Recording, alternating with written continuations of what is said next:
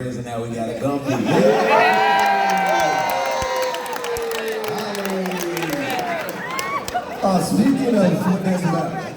Speaking of fashion decisions here, you guys always make some cool things with your fashion. I wish I was just cool as lecrae or Andy. You know, Andy would wear like a fox on his head.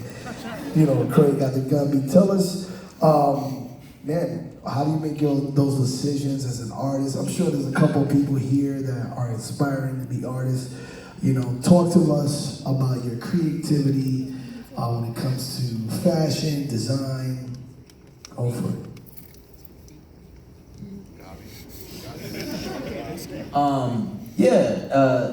One of the things I had to learn about when you become an artist or a public figure is that there's this weird level of just like being concerned about multiple facets of what you do. So not only the music that you make in the studio, but just making sure to get your cuticles taken care of as well, which I'm terrible at. It's just stuff because, you know, you'll be in an interview and you got the nasty hangnail happening, things you gotta care about, or just making sure that you know, you have some good clothes to be able to go out and perform. And it's not that those things are, you know, what gives you, you know, an identity, but you want to make sure that you look all right. So, you know, you gotta keep people around you that are smarter than you in the areas that you are weak in.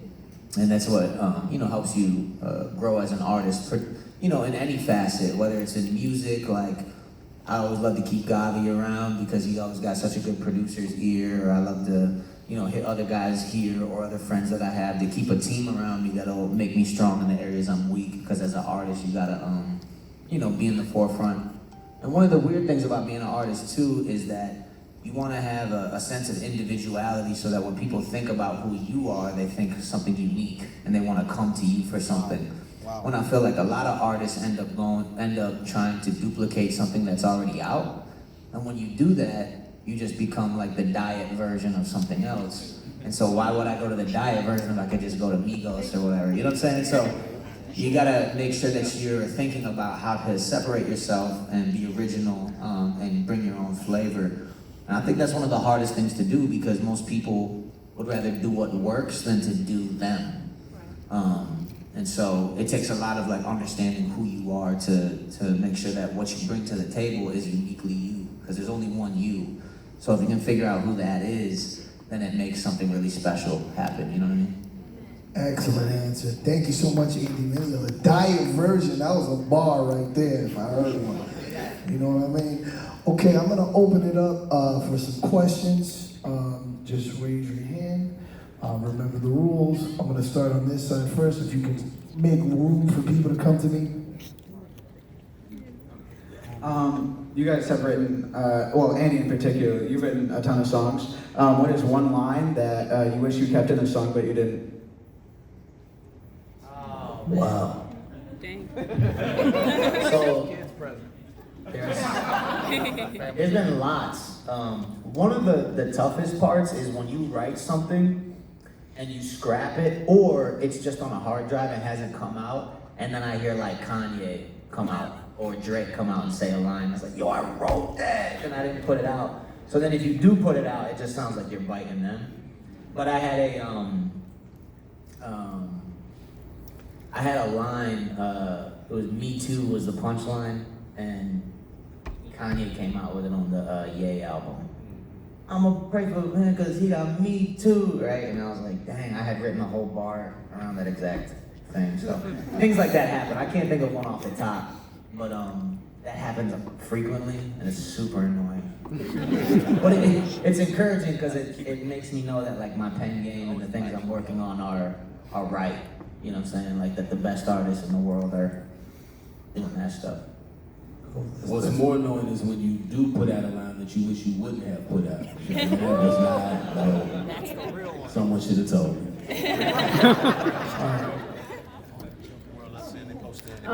My question is, more like what's going on today. What topics outside of Christianity do you think need to be addressed in music, in just like life and society, for things that we're going through right now?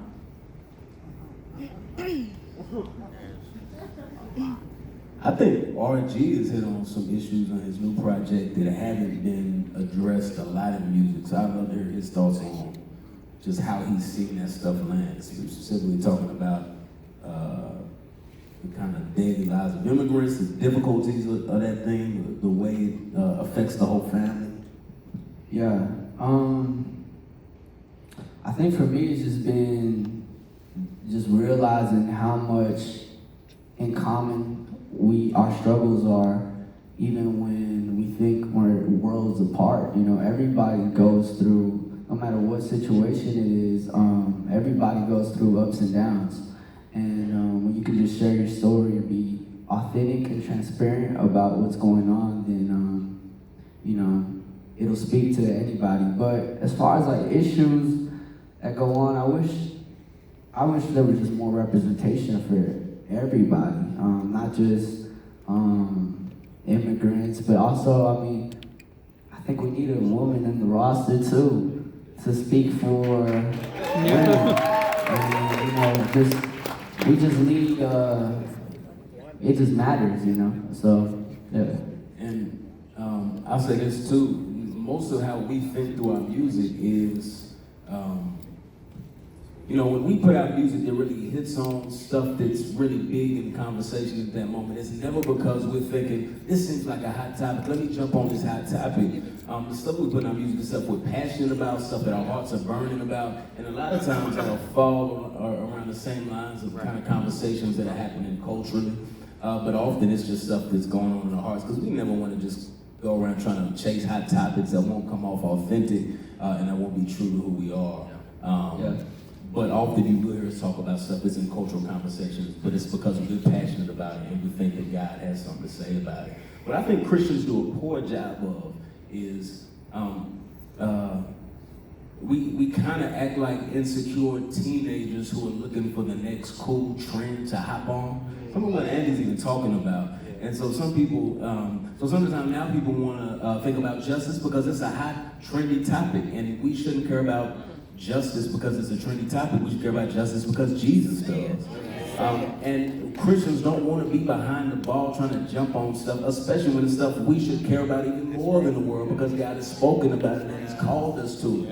So we don't want to go chasing around trendy topics. We want to be passionate about what God is passionate about, and then we want that to come through in how we address particular topics in our music. Beautiful, beautiful. Man. So you guys all make amazing music, and I was wondering if you're gonna like try to make music your whole life or like stop at a point. Great question. I would hope y'all would yank me off the stage if I'm 60 years old. I would still trying to rap. I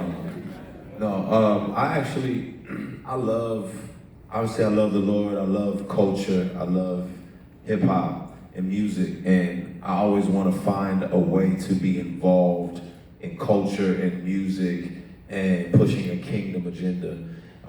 And that doesn't have to be with the microphone, that could be from behind the scenes. We need more managers, we need more agents, we need more promoters, we need more advertising and marketing and digital analysts. And so everybody wants to be on the stage with the microphone, but truthfully, you know, this is like being a professional athlete. You have a window, and some people get longer windows than others, but if you own the Atlanta Falcons, you own them till you die. So it's just better to be an owner than a player sometimes. Great. Ma'am? Cool. How y'all doing? I'm all the way in the back. You can't see me, but first I want to shout y'all out and say thank you for being such a great example to our kids. We all need that. Giving them some good music. So, Trip, I hear you talk about your health and your music sometime. I wanted to ask you how you was doing, one, and then two, I wanted to ask lecrae what made you. I'm back here in the back, baby. I love you, so I could see the face of the thoughtful person asking about my well-being. Because you talk about it a lot, and my heart go out to you. I'll be praying for you. So, lecrae, I also want to know what made you cut your dreads, man. Can you tell me your name? Shanita? Okay. Thank you for asking, Shanita. I appreciate that. People who don't know I have an illness. The official name for it is myalgic encephalomyelitis, which is something that no one would ever say. Sounds like an unknown tongue. Kind of shorthand for it is chronic fatigue syndrome. I never feel rested. And so how I'm doing health-wise, I'm doing about the same I've been doing for the past several years. My energy's up and down from day to day. It's the hardest part of every part of my life. But in the midst of that, God has been really gracious to me. It's definitely humbling. And so my fight every day is to, in times of suffering, we can't either just kind of just take it and tolerate it, or we can allow it to do its work in us the way it's supposed to. It should make me depend on God more. It should make me trust Him more. It should make me see my own weakness more. And sometimes I feel like that work is happening to me and I'm trusting in God more. There's some weeks where I feel like I'm just kind of tolerating this. And so one of the ways you can pray for me, you can pray that God will heal me. I'm still praying that He will.